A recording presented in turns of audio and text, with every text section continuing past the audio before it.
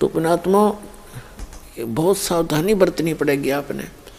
अब यहाँ कहते हैं पहले गए ना बावड़े रहते भी सब्जा, आज से पूरी पृथ्वी का राजा है और कल मृत्यु होगी। चलो, उसके बाद यदि उसके पुण्य कर रखे हैं तो स्वर्ग में जाएगा। स्वर्ग के अंदर जब पुण्य क्षीण हो जाएंगे फिर वहाँ से चलो नरक में। नरक का समय जब पूरा हो जाएगा फिर चलो गधा बनो। गधे की आयु पूर्ण होते ही फिर चलो कहाँ कुत्ता बनो। कुत्ते की आयु पूर्ण होते फिर कहाँ सुअर बनो। ऐसे 84 लाख योनियों में चलो चलो। तो कहते हैं पहले गए ना बावड़े, यानी जो पहले चले गए उन्होंने तो आपको आकर बताया नहीं कि वो कितने कष्ट में रहे हैं, कहाँ कहाँ गए। और रहते भी सब्जा, और बिन साहेब की उस परम पिता परमात्मा की भक्ति बिन कितने ठोर ठिकाना ना। या चलो चलो कहाँ मिटेगी, वो सतलोक में मिटेगी। श्रीमद् भगवत गीता अध्याय नंबर 18 के श्लोक नंबर 62 और 66 में, श्रीमद् भगवत गीता अध्याय नंबर 15 के श्लोक नंबर 1 से लेकर 4 में, और 16 और 17 में, श्रीमद् भगवत गीता अध्याय नंबर 8 के श्लोक नंबर 3 से लेकर 10 तक एक बहुत निर्णायक ज्ञान है। और गीता ज्ञान दाता स्वयं कहता है अर्जुन, दूसरे अध्याय के 12वें श्लोक में, चौथे अध्याय के 5 और 9वें श्लोक में,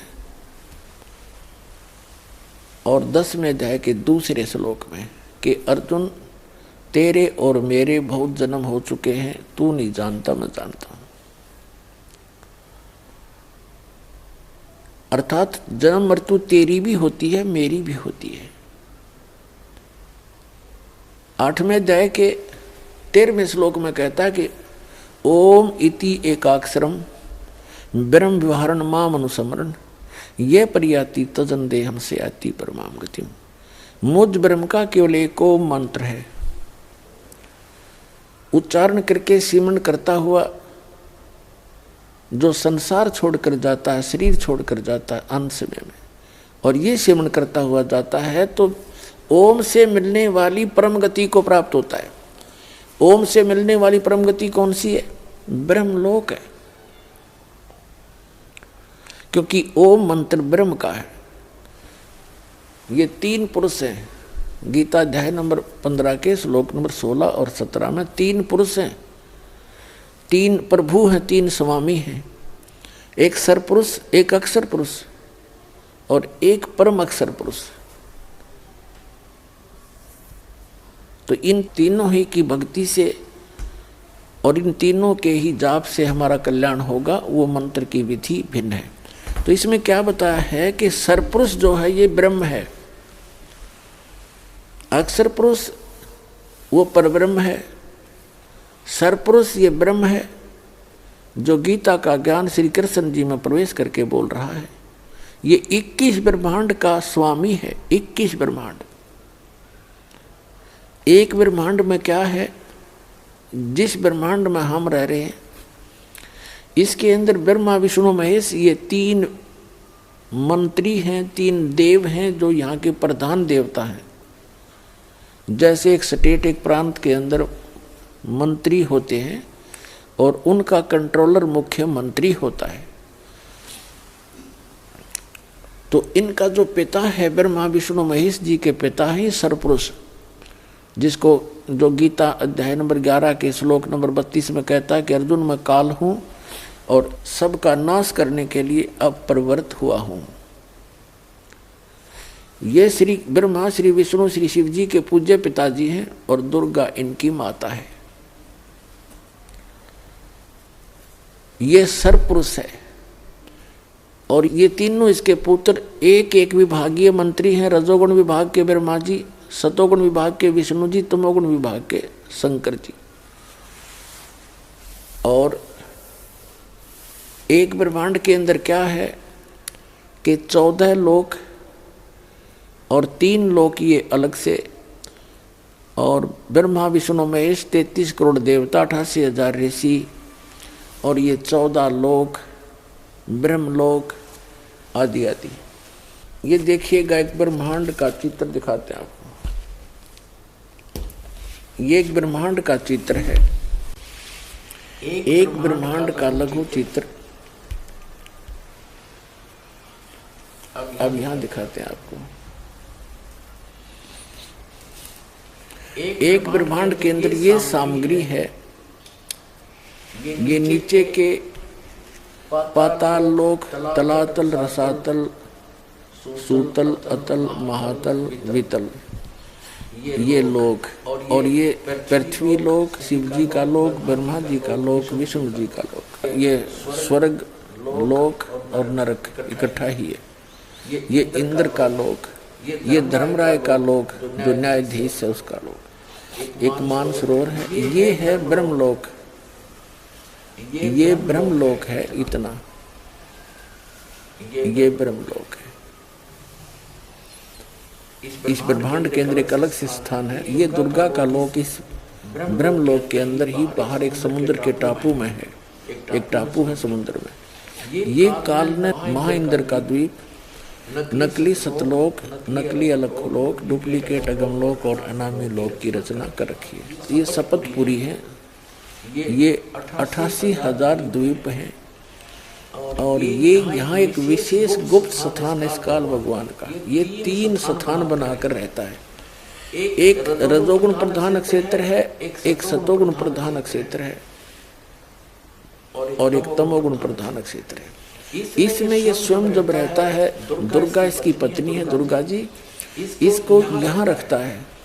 जब ये रजोगुण प्रधान क्षेत्र में ये दोनों रहते हैं, ये पंचमुखी ब्रह्मा बन जाता है, और अपनी पत्नी दुर्गा को सावित्री रूप में रखता है। इन दोनों के संयोग से जो पुत्र उत्पन्न होता है, इन्हीं की शकल का बन जाता है, ब्रह्मा की शकल का।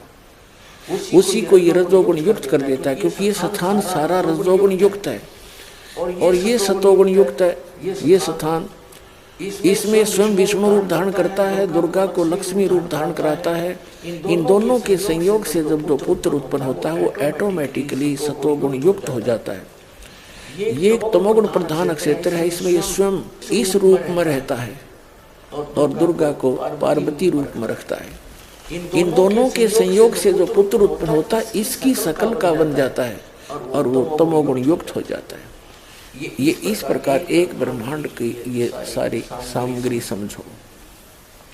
फिर इन तीनों पुत्रों को ये जो इसी की शकल के होते हैं, इनको नीचे एक एक द्वीप दे देता है। इनकी राजधानियां भिन्न भिन्न हैं। यहाँ अपनी राजधानियों से केवल ये इन 3 लोकों के प्राणियों, पाताल लोक, पृथ्वी लोक और ये कोमल स्वर्ग लोक, इन 3 लोक के प्राणियों को ये इनको कंट्रोल करते हैं। जन्म, मृत्यु और स्वर्ग तही की ये यहाँ इनको व्यवस्थित रखते हैं, इनके कर्माधार पर। अपुनात्मा रजोगुण क्षेत्र, तमोगुण क्षेत्र और सतोगुण प्रधान क्षेत्र कैसे होते हैं? जैसे किसी मकान के अंदर, किसी महल में, किसी घर में 3 कक्ष हों। एक कक्ष में, एक कमरे में अश्लील चित्र लगे हों बेहुदे, तो उसमें जो व्यक्ति भी जाएगा उसकी वैसी ही वृत्ति, वैसे ही विचार और वैसी ही भावना उसकी बनी रहेगी जब तक उस कक्ष में और उन चित्रों पर उसकी नजर रहेगी। उसमें एक विशेष गुण उत्पन्न रहेगा, उसके बस की बात नहीं। और दूसरे कक्ष में लगा रखी है साधु संत फकीरों की, महात्माओं की चित्र, तो वहां जाने के बाद उस व्यक्ति का, उनके उन महापुरुषों के चेहरों को देखकर, उनकी महिमा को याद कर करके उसका एकदम शांत सा रूप हो जाएगा, आत्मा शांत हो जाती है। और तीसरे कक्ष में हो जैसे सूरवीर और शहीदों के, देशभक्तों के चित्र, तो वहां जाकर अपने आप उसके मन की वृत्ति वैसे ही बन जाएगी, उसी प्रकार उसके अंदर जोश पैदा हो जाएगा। तो ऐसे इस काल भगवान ने इस ऊपर के स्थान पर ये 3 स्थान बना रखे। जब ये वहाँ दोनों इस रजोगुण प्रधान क्षेत्र में रहते हैं तो इसका ऑटोमेटिक उन चित्रों को, वहाँ की दृश्यों को देख देख कर इतना इसके अंदर वो रजोगुण प्रभावित रहता है, और उस दौरान जो पुत्र की उत्पत्ति होती है उसके अंदर वो गुण ऑटोमेटिकली आ जाते हैं। जैसे एक व्यक्ति चोर था और उसका लड़का हो गया 8-9 वर्ष का, चोरी करने लग गया। उसकी दादी जी ने नाम ले रखा और सत्संग कर रहे, वहीं से उसने 10-20 रुपये निकाल लिए। तो वहाँ के व्यक्तियों को पता था कि ये लड़का यह गलती कर सकता है। उसको पूछा ताछी करी, उसके पास वो पैसे पा गए। तो उसे समझाया, बेटा तो ऐसी गलती क्यों करता है, आपने नाम भी ले रखा अपनी दादी जी के साथ में। तो वो कहता, जी मेरे बस की बात नहीं, अपने आप मेरे अंदर पता नहीं कैसी प्रेरणा होती है, निकाल लूँ, ये उठा लूँ, वो छुपा लूँ। तो वो उस चोर के गुण उसमें आगे बेटे में। तो इसी प्रकार इस काल भगवान ने 3 स्थान बना रखे हैं। एक बार फिर देखिएगा, अब समझ में आएंगे आप। ये स्थान है ब्रह्मांड का सबसे ऊपर का स्थान है। ये ब्रह्मलोक में भी सबसे ऊपर है, ब्रह्मांड का भी ऊपर है ये। तो ये जो ये स्थान है ये रजोगुण प्रधान क्षेत्र है। ये देखने में थोड़ा स्थान बनाना पड़ता है, लेकिन ये हजारों लाखों किलोमीटर तक का है। अक्सर बड़े बड़े बाग बगीचे, बड़ी ऐसे वहाँ की स्थिति है। तो ये स्वयं ब्रह्मा रूप बना लेता है ऐसा ये काल भगवान, और दुर्गा को सावित्री रूप में रखता है। इन दोनों के संयोग से जो पुत्र उत्पन्न होता है वो ऑटोमेटिकली रजोगुण युक्त होता है, ऐसे ही स्वरूप बन जाता है और ऐसे ही चतुर्मुखी हो जाता है, पंचमुखी। और फिर दूसरा सतोगुण प्रधान क्षेत्र है। इसमें स्वयं विष्णु रूप धारण करके रहता है, दुर्गा को लक्ष्मी रूप में रखता है। इसको महालक्ष्मी भी कहते हैं अज्ञानता के कारण।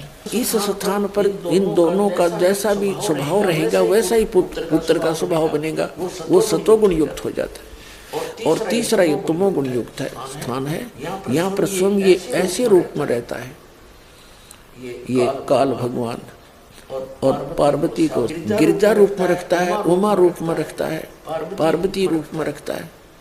इन दोनों के संयोग से जो पुत्र उत्पन्न होता है वो ऑटोमेटिकली तमोगुण युक्त हो जाता है। इन तीनों पुत्रों को तीनों स्थानों पर उत्पन्न करके, और ये इन तीनों को तब तक कोमा में रखते हैं, अचेत रखते हैं, जब तक ये युवा ना हो जाए। और इस काल भगवान ने प्रतिज्ञा कर रखी है कि मैं कभी भी किसी को अपने वास्तविक काल रूप में दर्शन नहीं दूंगा। ये मेरा अटल घटिया विधान है। इसलिए ये